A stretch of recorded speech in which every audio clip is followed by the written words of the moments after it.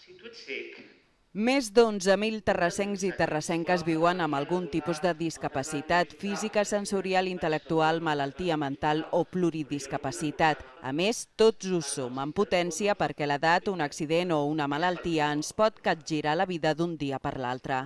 Al juliol de 2012 es va signar el Pacte de Terrassa per l'Accessibilitat Universal entre l'Ajuntament i 37 entitats. 8 mesos després, aquest dimarts al matí, s'ha celebrat el primer plenari d'aquest acord de ciutat. Però l'esforç per avançar en l'eliminació de barreres arquitectòniques i psicològiques és molt més antic.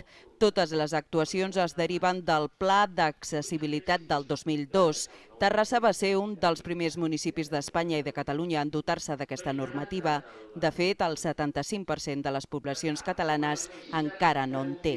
La Unió Europea va distingir Terrassa amb una menció especial del Premi Ciutat Europea Accessible 2012. Tots els treballs s'han fet amb la col·laboració de la Taula de la Discapacitat, una xarxa integrada per l'Ajuntament i una trentena llarga d'entitats.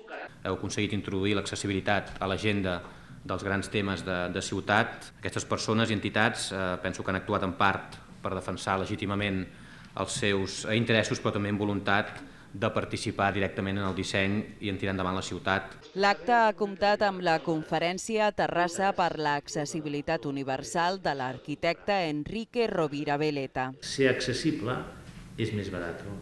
Ja les demostraré amb aquesta xerrada.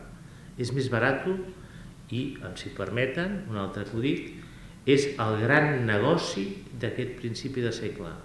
El gran negoci és fer les coses accessibles, perquè es té que arreglar tot. Tot.